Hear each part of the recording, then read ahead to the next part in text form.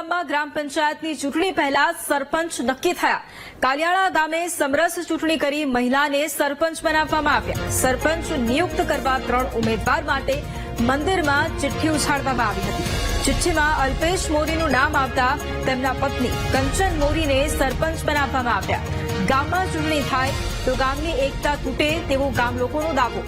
સમરસ ચૂંટણીથી ગામના વિકાસ માટે બજેટનો પૂરેપૂરો ઉપયોગ થાય તેવો લોકોનો મત છે।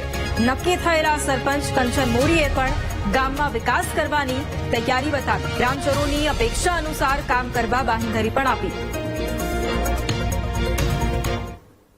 સારું બનાવવા ઈચ્છું છું।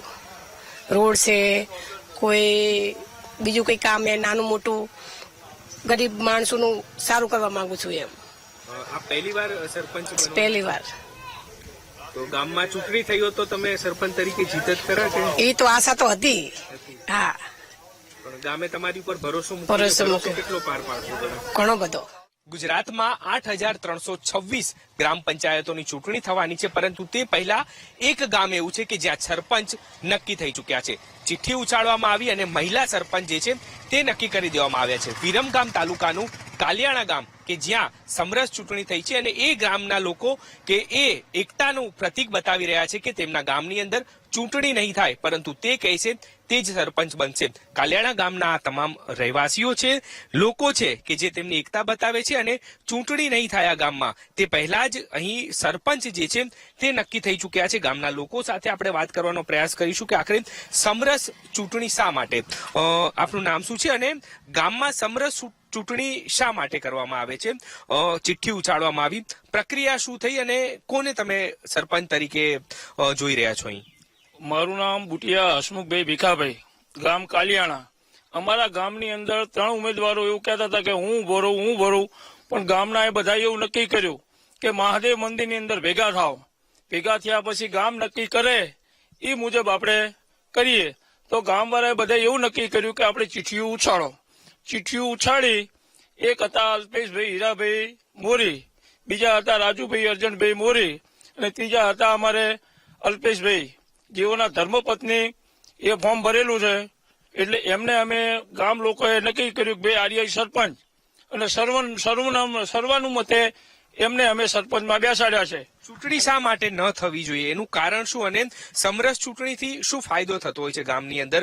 અત્યાર સુધી કેવા વિકાસો થયા અને સમરસ ચૂંટણીથી ગામને કેટલો ફાયદો થશે?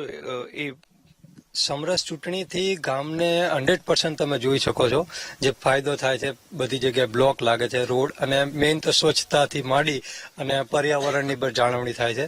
બીજું કે સમરસ થવાથી જ્ઞાતિનો ભેદભાવ જતો રહે અને સરકારની જે ગ્રાન્ટ આવે છે એનાથી જે ગામનો વિકાસ થાય, જરૂરિયાતમંદને બી એનો પૂરતો લાભ થાય છે। બિલકુલ, જે મહિલા બેન છે જેઓ સરપંચ તરીકે ચૂંટાયા છે, કેટલો વિકાસ તેમની પાસેથી તમે અપેક્ષા રાખી રહ્યા છો કે હવે આવું થવું જોઈએ જે અત્યાર સુધી નથી થયું ગામની અંદર?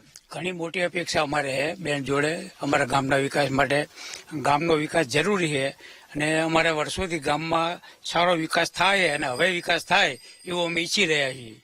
ચિઠ્ઠીમાં નામ આપનું ખુલ્યું હતું અલ્પેશ કનુભાઈ, આપના ધર્મપત્ની છે, એ ફોર્મ ભરવાના છે। તો આપની દીર્ઘ દ્રષ્ટિ શું છે ગામ માટે કે ગામમાં આવું થવું જોઈએ? ચૂંટણી નથી થઈ, જો ચૂંટણી થઈ હોત તો એક જંગ એવો થાત કે હાર જીત વાળી વાત થાત, પણ તમને ગામ લોકોએ વિશ્વાસ મૂકીને ચૂંટ્યા છે। તો આપની દીર્ઘ દ્રષ્ટિ શું છે ગામ માટે? ગામ માટે પૂરતો વિકાસ કરવાની દીર્ઘ દ્રષ્ટિ છે અને ગામ માટે જે પણ થાય, ગામ લોકો જે પણ માંગતા હોય, જે બની શકે એ આપવા તૈયાર છીએ આપણે। બિલકુલ, તો ગ્રામજનોની એ જ અપેક્ષા કે ચૂંટણી થશે તો વાદ વિવાદ થશે, પરંતુ ગ્રામજનો આ તમામ એક થયા। તેમના દ્વારા મહાદેવનું મંદિર આવેલું છે ત્યાં ચિઠ્ઠી ઉછાળવામાં આવી અને સમરસ ચૂંટણીની અંદર મહિલા સરપંચ જે છે તે નક્કી કરવામાં આવ્યા। એટલે કે ગુજરાતની અંદર જે 8,000થી પણ વધુ ગ્રામ પંચાયતોની ચૂંટણી થઈ, તેમાં કાલિયાણા વિરમગામ તાલુકાનું જે આ ગામ છે કે જ્યાં પહેલી વખત આ ચૂંટણીની અંદર જે સમરસ ચૂંટણી કરવામાં આવી, ચિઠ્ઠી ઉછાળવામાં આવી અને અહીં મહિલા સરપંચ જે છે તે નક્કી કરવામાં આવ્યા છે। કેમેરામેન નરેશ સોલંકી સાથે દીપક સોલંકી, VTV ન્યૂઝ, કાલિયાણા।